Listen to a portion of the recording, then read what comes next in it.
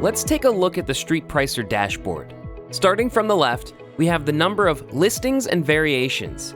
If you use multi-variations on eBay, each individual variation is considered a separate item in StreetPricer because each variation can have its own pricing and product code, but we only count the ones you have in stock. Then, over here, we have the number of items that you are currently priced above competitors, which means someone out there is cheaper than yours. There are several reasons why that may be the case. For example, a conscious decision to not be the cheapest, or if you're only using StreetPricer as a passive price monitoring tool without auto-pricing.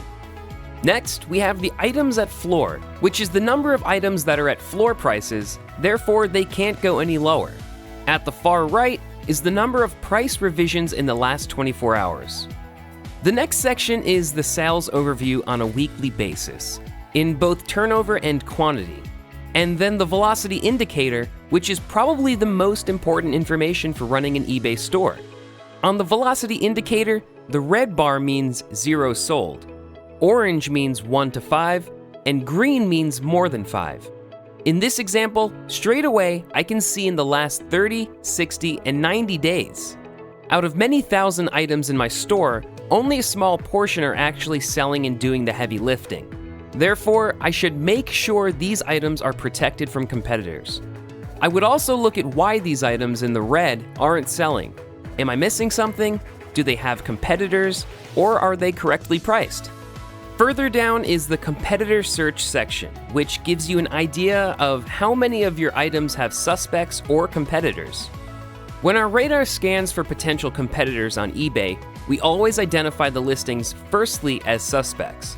Once they're confirmed, either by our auto-lock logic or manually by you, suspects then become competitors.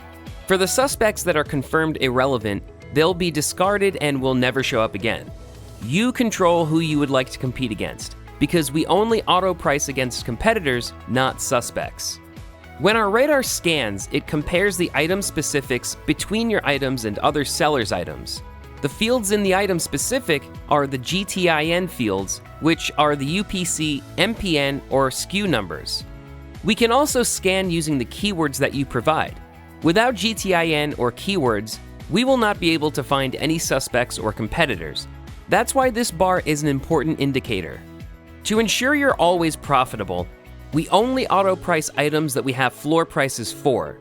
In this auto-price section, you will see the number of your items that have floor prices and those without. It also shows where you stand in terms of price relative to your competitors, whether yours are higher or lower. If you look at the price revisions chart here, it tells you where StreetPricer is sending the price updates to, whether it's directly to eBay, to your e-commerce platform, or offline to your email address. Here we have the number of price revisions up versus down.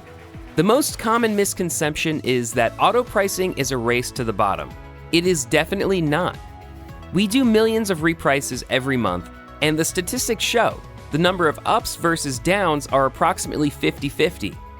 The reason being, if you need to compete against a seller, you would of course bring your price down to be competitive. However, if that seller is out of stock, no longer selling that item, or the price has gone up, then you would want to know about that immediately and lift your price accordingly to increase your profit. Thank you for watching this video. There are many other videos on our YouTube channel that you would find useful, so please come back and check them out. Come to our website, reach out to us, and we'll get back to you. Bye for now.